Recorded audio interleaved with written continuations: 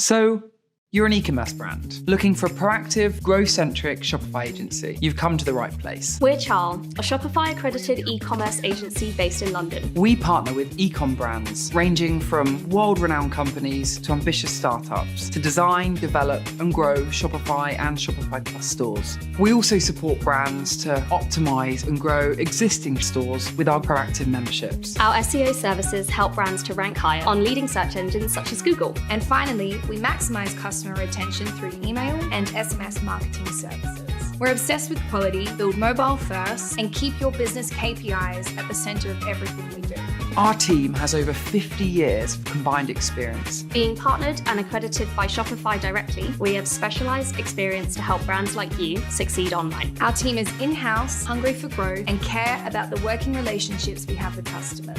Our deliverables are driven by strategies focused on conversion rate, average order value, and lifetime value. Keeping your brand's growth at the center of everything we do. So if you're looking for a growth-focused Shopify agency who care about the brands they work with, let's discuss a partnership for your next phase of growth. Get in touch today.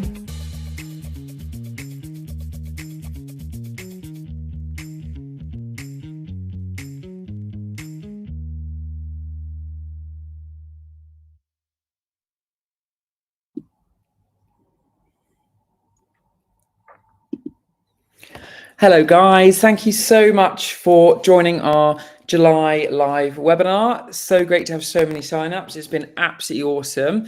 My name's Nick. I'm the founder of Charl. If you haven't met me before, lovely to see you. And if you have and you've been to one of our webinars before, lovely to have you back with us. Boy, have we got a great session today. Zach from Delhicious is going to be talking to us all about all things TikTok, which I'm super excited to learn more about myself, to be honest. But if I am new to you and if Charl is new to you, I'd love just to give you a very quick roundup of who we are and what we do. So Charl is a Shopify accredited e-com agency. We're based in London, which is where I am right now. And we support brands to design, develop and launch entirely bespoke brand new stores. We support with existing stores, and then we have our marketing services of SMS and email. But look, enough selling. I'm going to welcome Zach into the chat with me. Zach, hello, how are you? Hey Nick, not too bad, thanks. Yourself? I'm very well, I've heard you've been very busy recently. Yes, we've just actually launched in Superdrug 3 weeks ago, which has been amazing for us, but it's been taking up a lot of our time. But good news. Congrats. I'm going to be unpicking loads of that a little bit later, and I need to know all the juicy gossip of all things Delhicious, that's for sure. Well, look, Zach, I would love to start right from the beginning and just understand a little bit more about the initial reason that you and Zara started Delhicious from the ground up. Gosh, we're going good few years back now. So we actually started, we probably really started in 2019. So it was a bit of a side hustle when we started. I was in corporate for 10, 12 years before we started Delhicious, and Zara was a primary school teacher. So very, very different backgrounds to, I guess, the entrepreneurs that we are today. But I guess it started when Zara was pregnant with our first child, and she was getting loads of symptoms, things like pregnancy-induced eczema, a bit of hair loss, and it was kind of then where we started to just formulate products in our kitchen. And we're of kind of Indian heritage, and within our culture there's a solution for pretty much everything, a natural solution.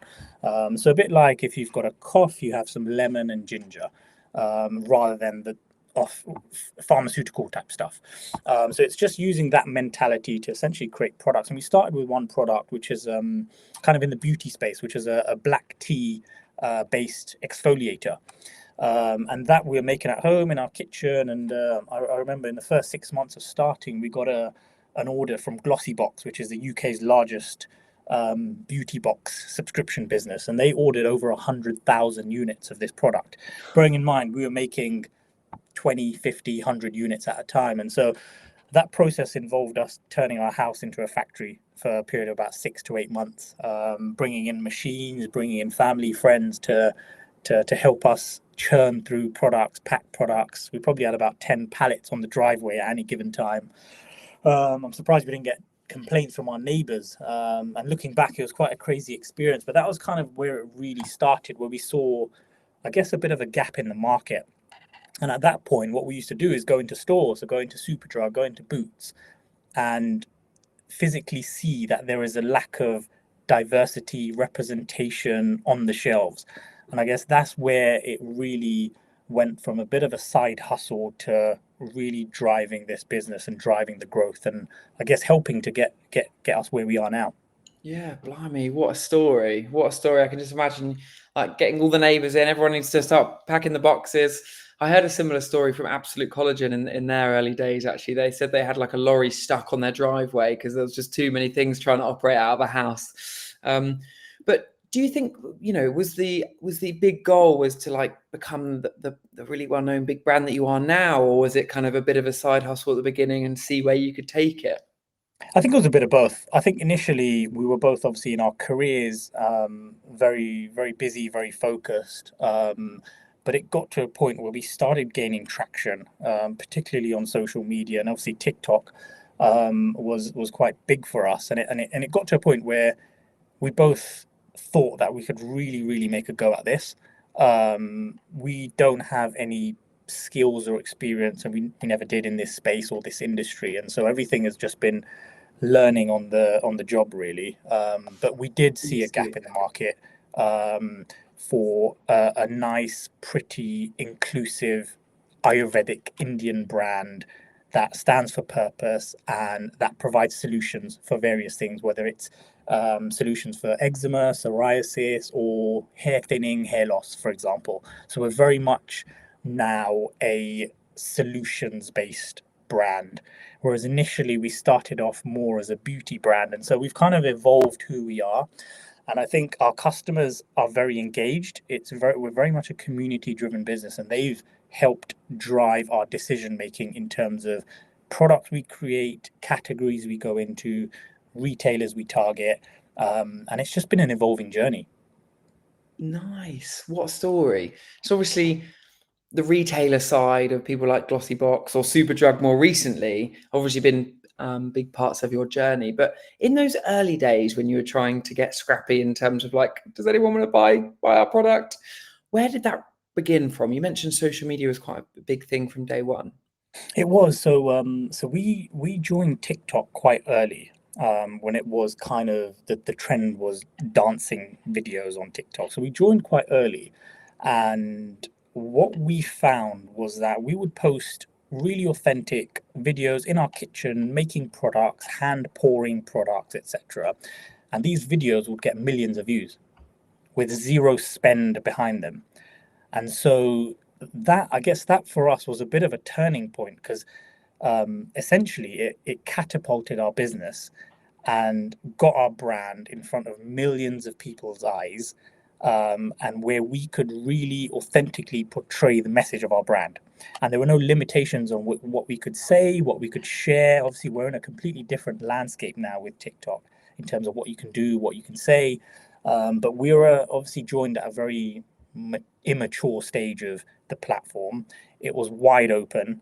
And I guess there's a bit of luck as well. We didn't go into it saying, look, TikTok is very immature right now. We can really help scale our business on this platform. It's going to mature in 2, 3, 4 years time. So let's just go for it now. It really wasn't a strategic route for us. It was more a case of let's just try and see how we get on. And I think the authenticity of the content and just being in our kitchen with no fancy camera, no fancy lights, no fancy props, just raw in your kitchen, hand making products, really just resonated with people. And it was kind of that moment from a content perspective that really kind of just pushed our business out there. Yeah, I think it's with early platforms. It feels like the platform hasn't caught on to like monetizing their impressions yet. Even with like LinkedIn, I remember a couple of years ago, I could put a post on it, get like hundreds of likes. Now I'm lucky to get like 10 likes. Maybe my content's just boring, but and when you were getting these millions of views, did that instantly, was it kind of like, wow, God, we just put this post up and suddenly we've got loads of people knowing about us? Did that quite quickly translate into sales for you guys, or was it a slow burn? It did. It did. It started off initially as a slow burn, but our content was quite was really authentic. It wasn't sales orientated, and I think that approach worked for us because it was a slow initial start, but then sales started to come in. Referral was a big route for us. Word of mouth, because obviously we're providing products for things like dry skin, eczema, psoriasis, and people talk, customers talk. If they like your product, they'll share it with friends, family, etc. So we really had that kind of halo effect of our community being behind us on the journey. Yeah, I think you see quite a lot of founders now like growing publicly as well. And I think consumers are getting really savvy to actually like they want to feel like they really get behind a brand, don't they, before they start investing in new brands that otherwise would never have tried. And do you think that, brands starting out now, obviously they're thinking Meta, they're thinking TikTok, they're thinking retail, they're thinking Google, but do you think it's a lot harder now to get traction on the platform? You joined at a very early phase of the platform. What have you guys seen in that transition? I absolutely think it is a lot harder to get traction now. I think TikTok is very much a pay-to-play platform, whereas when we joined, it wasn't. The first, I guess, 3.5 years of our journey, we spent zero on marketing. Everything came through organic sales, referrals, very much community-led. Whereas if we were to kind of start now, I'm certain it will be a completely different landscape that we'll be working on. We would not get any engagement or very little engagement on TikTok if we were to organically start posting content. Yeah. Even the authentic raw content that we used to post in today's kind of platform maturity, I don't think would get that level of traction at all. And do you guys still post really organic content at the moment, or have you transitioned, or is it because you've got the audience within your account kind of established and it's you've kind of done the hard bit as such in terms of not being that new account that hasn't got much of a following, so therefore it works for you? Or have you actually found that your own engagement started to slow as the algorithms developed? Yeah, definitely. We've definitely have ups and downs on the platform. We still do a lot of it unexplainable as well, but we're definitely feeling it. It's a different landscape, and so you've got to navigate it in a different way. But we are still true to what we do and how we manage on the platform. So a lot of the content that we still post is really organic. We post a lot of organic content. We are now obviously a lot more strategic with the content that we post. So we will think about the purpose of the post. So for example, if it's a sales related post, generally our rules are things like the video should be less than 8 seconds long. It should have the product tagged in it, so it becomes what is called a TikTok shoppable video, making it easier for the customer to buy it.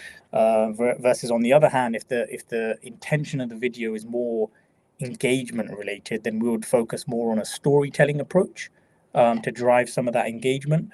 And the team use something called TikTok Creative Center, which is linked to your TikTok app. But essentially, you get a lot of inspiration in terms of things that are trending, whether it's sounds, whether it's captions, or whatever it might be. But you get a bit of inspiration, and I think jumping on trends is definitely something that's super important.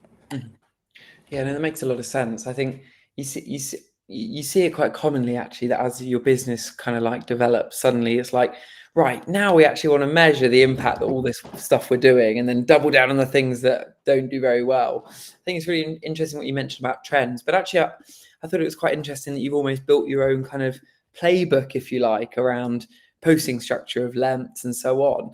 Do you have like a recommended split of like really salesy posts or like story posts where it's more about engagement and just getting people, or is it kind of like a little bit of a 50-50? It's a bit of a 50-50. I think obviously you've got to balance sales with engagement, and we've got a fairly large following, and so keeping them engaged with various things. So we do things like recipe videos, for example, which do really well. So we will essentially take a follower through a journey of making their own hair oil at home, and that's actually how we launched our first hair oil. Zara posted a make your own hair oil at home with ingredients in the kitchen, and we're getting hundreds of comments saying, please, can you just make this for us? And so we did, and that is now one of our best selling products.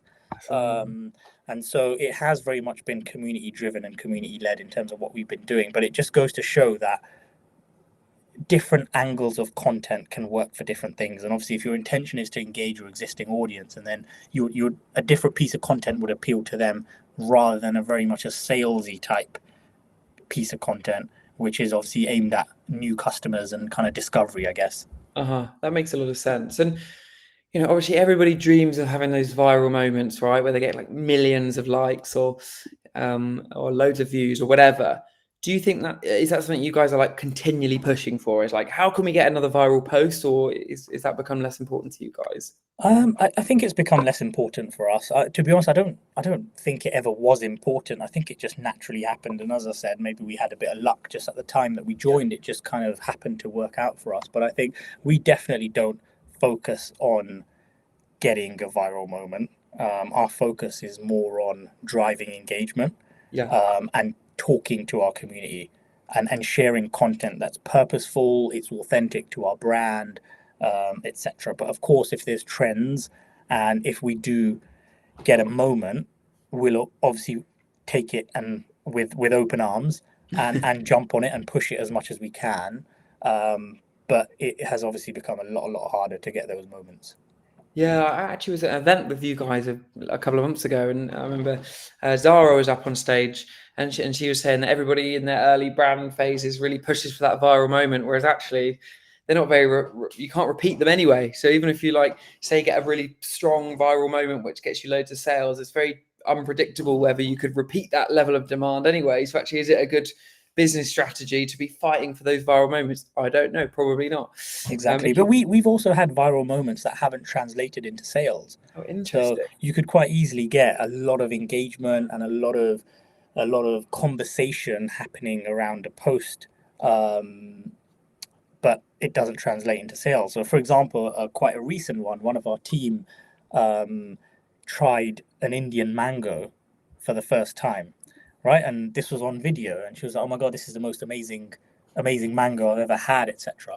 And it drove a lot of engagement, because especially from a cultural perspective, there's different types of mangoes. You've got like Indian mangoes, you've got Pakistani mangoes, and so this kind of created a lot of conversation to say, no, these ones are the best, or no, I really like these ones. It didn't translate into sales, but it was just good to get a bit of a conversation flowing. Yeah, 100%. And actually, with like the wonderful world of attribution, somebody might have seen that viral TikTok, whatever, and then they suddenly might have just had a quick nosy at your website. Suddenly they're getting retargeted with all your meta ads, and then they get attributed later down the funnel. So that's really interesting. Is there any like content formats that have really surprised you? They've been like, oh my god, we did not expect that to do so well as it did. I think initially, earlier on in our journey, sharing our customer before and after images were really powerful for us, because we would honestly on a weekly basis probably get at least 50 minimum customers sharing their pictures. So whether it was skin, let's say eczema on someone's hand, they'll share a before and after of it literally almost disappearing completely after one or two uses.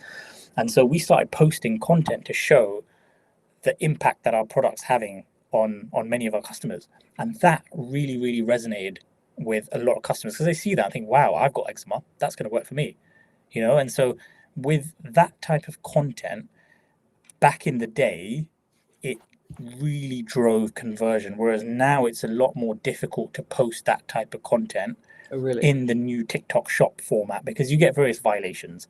Right now it's kind of like you're making medicated claims, it's not a pharmaceutical product, etc.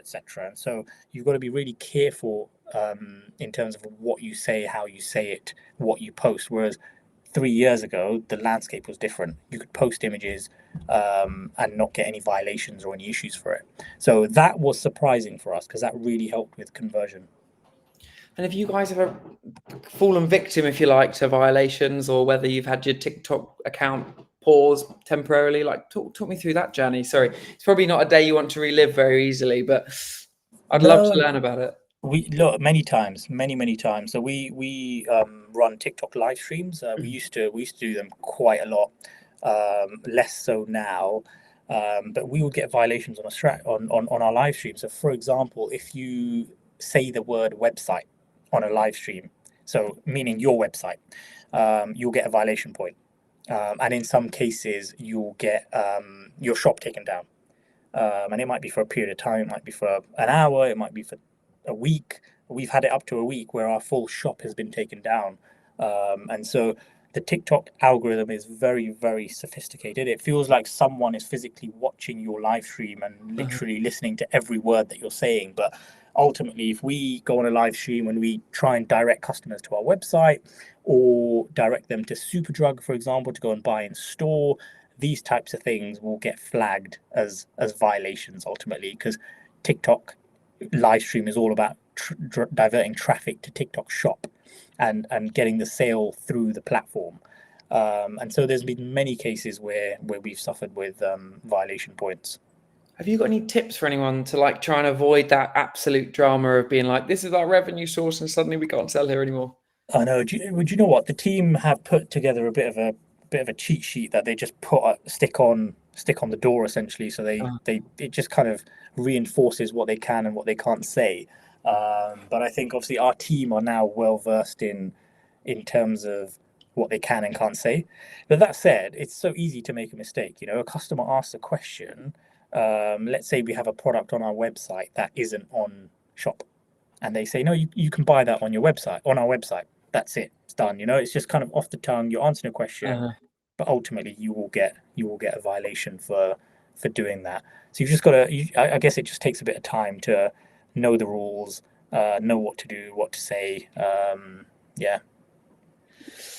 God, it sounds stressful, honestly. So obviously you guys have really lived through that experience of TikTok Shop being launched ultimately, because that wasn't there from day one, right? So how has that experience been for you guys? Has it been a real positive part of your journey and actually being able to sell directly through the platform as opposed to pushing people through to your website?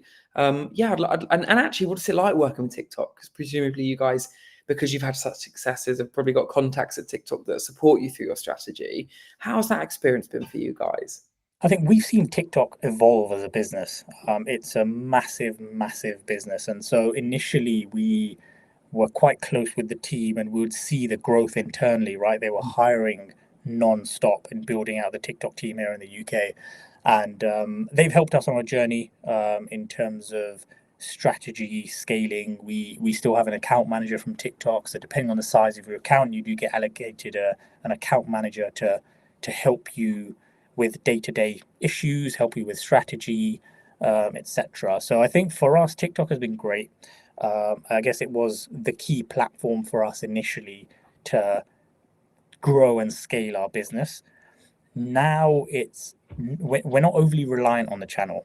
We're definitely an omni-channel business. You can buy our product on our website, you can buy it on Amazon, you can buy it on TikTok, you can buy through various other beauty digital retailers like Beauty Bay, for example, or Notino.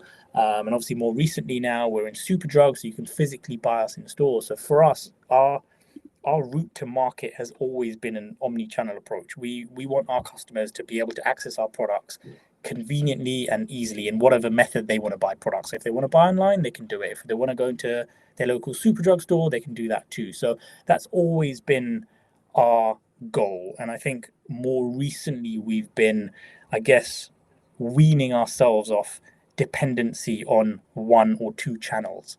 And it is a challenge, particularly on TikTok, where I'd say margins are really important. There's a lot of competition on the platform now. It's quite aggressive. It's a platform that is seen as deals driven. So a customer is there to get a bargain, and more so on your live streams. When you're running live streams, if you're selling a product for £10 that they can buy in store for £10, or that they can just buy on your TikTok shop at any time for £10, why are they going to buy on your live stream for £10? Versus if the product is £10 everywhere, but on your live stream it's £5, that gives them an incentive to buy the product on the live stream. So it very much is promotional focused. You've really got to look at your margin, get involved in all the promotional campaigns that TikTok offers that you can opt in for. And it's a completely different customer as well. We feel it's a customer that's a lot more price conscious, Mhm. whereas some of the other channels like Meta, for example, we see our customer as a bit more of a mature customer that's not as price conscious Uh-huh. as the TikTok customer. And do you think Yeah. if a brand, say, was quite a few of the brands we work with are like, we never do discounts, we never do deals, we never do anything, would your advice be to them just like, don't get involved with this TikTok shop because it's like, it's that world? Would you think there is a world whereby you can succeed without, hammering down prices? Or I think so, and I think we're very much, or we were very much that brand initially in our first couple of years. We didn't want to be that discount brand. Yeah. We didn't want to just sell through when you're on deal or when you're on promo. And so we kind of had these conversations ourselves internally to say, look, what are we doing? Do we want to jump on this TikTok discount trend, or do we want to just stay true to ourselves? Our products are already really good value for money in terms of what they offer. And so we did. However, we did incorporate some level of strategy on TikTok to cater for that customer. So that might be unlocking free shipping at £25. It might be bundling products together so the customer gets a better deal. So there's ways around managing promotions that can work for you in terms of your margin, but also work in selling to new customers on TikTok. And actually that like brand vision as well, as like if you're seen as people that are like cutting the prices in half or whatever, it takes away from like that, like the value and the quality sometimes. So I think it's interesting that you go in at different ways, like bundling, because it doesn't feel like, they're like, I'm getting a bargain. It's just like more of a smaller incentive for getting more products. And actually, do you take quite a different approach then with like your Meta ads, for example, or your Facebook and Instagram accounts from an organic perspective in terms of engaging customers? We do a little bit. Yeah, the content style is a little bit different. We do repurpose a lot of content that we create. But in terms of the strategy, it is a bit different. Our focus would be a little bit more on pushing bundles. Again, similar to TikTok, but slightly higher value bundles, where the value proposition is bigger and where there's a little bit more appetite to spend depending on how good your creative is. Ultimately, on any platform, whether it's TikTok or Meta, it really is underpinned by the creative that you put through. And so your content really needs to be awesome for it to convert. And we struggle with this. We struggle with this now. I've got the team upstairs in the office churning through 50 to 100 pieces of creative today. And it takes hours and hours to put content together, but it's all a testing game. You might create 100 pieces of content, only one or two of them actually land. And so it's an evolving journey, but I think the content is the key pillar in driving the success on any of the channels, whether it's organic or paid. Yeah, I think it's wild. It always surprises me how quickly content churns. Like something that's performing now in 4 days, suddenly it's fatigued with the audience, and you're like, right, fresh set of content. And actually, that's probably the hardest bit for brands, isn't it? It's just keeping up with that never-ending flow of content requirements. So, Zach, what's next for Delhicious? You've just launched in Superdrug. I mean, you're probably thinking like, we're launching. I feel like I'm darting all over the country. That's enough for now. But what's on the horizons for the brand? So I think retail is the next kind of big thing for us in our journey. We've kind of gone through the social hype and the engagement and the really kind of community building side of our business, and that's always going to be a key pillar for us. But in terms of the next phase of our growth, it's definitely bricks and mortar. And I think looking back, I don't know if I would have said that 4 or 5 years ago. But having gone through a digital journey, having gone through TikTok, Meta, and ultimately growing an e-com D2C business, which has been an amazing journey, it's now unlocking that next stage of our growth, unlocking access to a completely new and different customer in different markets. And so the Superdrug launch has been massive for us. It's been amazing. The team at Superdrug have been amazing. They've really put belief behind the brand, which has been great to see. And we probably could have done the retail launch a year, 2 years ago. We had we were fortunate enough to have the biggest retailers reach out to us. We have a very lean and small team, and so we don't outbound. And so we've been fortunate. They've come to us. We probably could have done it a year or two ago. Yeah. I don't think we are ready. I think now's the real time for us to really push the retail side of our business. And obviously, we're now in 3 of the largest Superdrug stores, and we're probably at the end of August, we're going to be in about 40 to 50 of the largest Superdrug stores, which is going to be game changing for our business. Yeah. But it's a case of us learning now what works in physical retail. Yeah. And some of the early stats that we've seen has been quite interesting in terms of what customers are buying in store versus what they buy online on our website. Now, a lot of the things are similar, but there have been some surprises, particularly with our lip balms. We launched a new range of lip balms in 4 different flavors, and the flavor that we thought was going to do the worst in store is actually performing the best in store. And so it's just a case of really learning to then help us make future retail decisions. So retail for us is now going to expand. We're launching across the GCC in the coming months. So that's the UAE, Bahrain, Kuwait, and those Gulf regions, again in store, which is exciting. And it's a market that we've always been excited about. They're very much on trend. They're very much on beauty, wellness. And what we're doing in terms of the Ayurvedic solution space, I think would work really well there. And yeah, we're in conversations with a few different retail partners at the moment. Forward planning. These things take a lot of time. Even launching in Superdrug took over a year, probably 18 months in terms of planning to actually get it live. So we've got quite a few plans in terms of retail growth for next year and beyond.